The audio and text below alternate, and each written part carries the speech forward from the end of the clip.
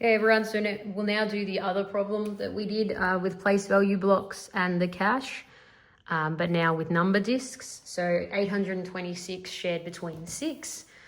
We'll lay these little characters out because with number discs, we don't need to make the total. We're going to make that as we go, but we do want to visualize our characters of 6 characters weighed in for their fair share of 826. And then we want to estimate.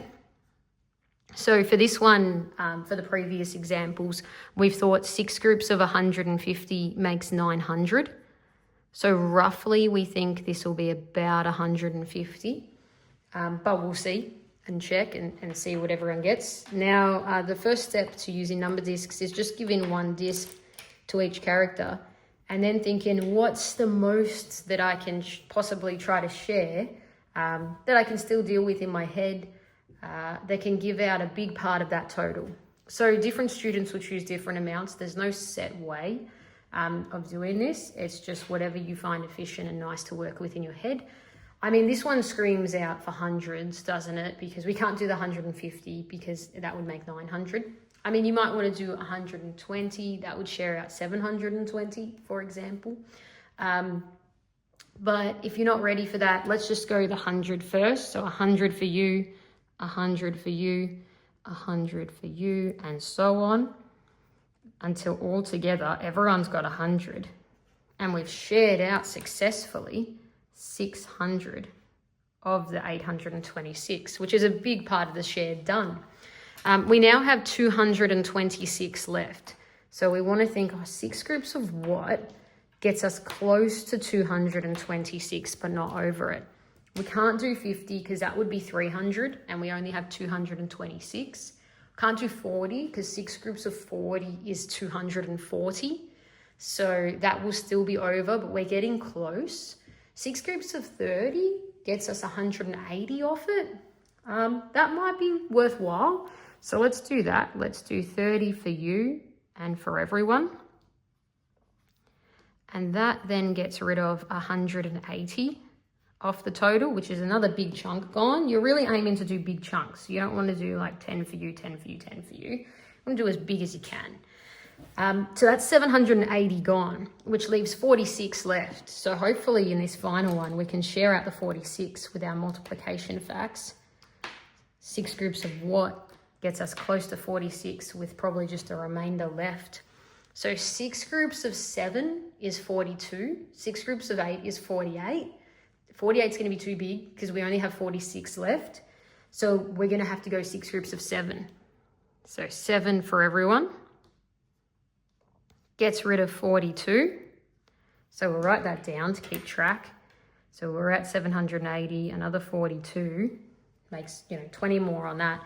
Gets us to 800, and then 22 more gets us to 822, which only leaves 4 as the remainder. So remainder 4. And then if you wanted, you could split that 4 up into, a sixth per one. So everyone would get 4 sixths because it could be a sixth for you, a sixth for you, a sixth for you, a sixth for you, or 4 6 for you, 4 6 for you. So if you wanted, you could do that.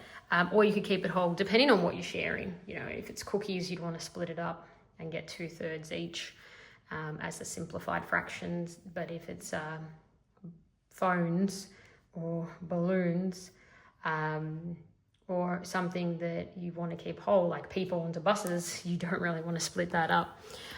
So the answer, if we look at just Pikachou's share, here was 137, remainder 4, or any of those fraction and decimal ways of representing it. If you wanted to represent this on paper, often the students will draw a rectangle or a circle, cut it into 6 parts. So I'm going to cut it in half first and then roughly thirds. And then they'll do it like that. So 137. So they'll sort of, show almost a bar model, and everyone would have 100 in there when they did that, and then everyone. Or you could do it this way to sort of match what we were doing, where you have that and you have smiley face for each character. And you write 826 here, but then really what you write is like that, and you show exactly what you did in your grid book, like so. And that would be a nice way for the teacher to be able to see the student's train of thought while they were doing it, and just keep the equation maybe up here with the estimate there.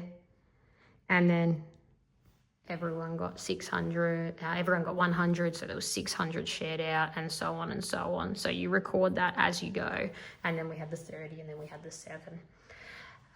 So yeah, that's some different ways the students could show it in their grid book in terms of recording while they're using the materials. It's a really nice way to flexibly partition the number into friendly parts to divide, which is why I love it. It's quite a mental strategy. And in real life, we're probably going to be mostly thinking in estimates and thinking in friendly numbers, unless we need it exactly precise.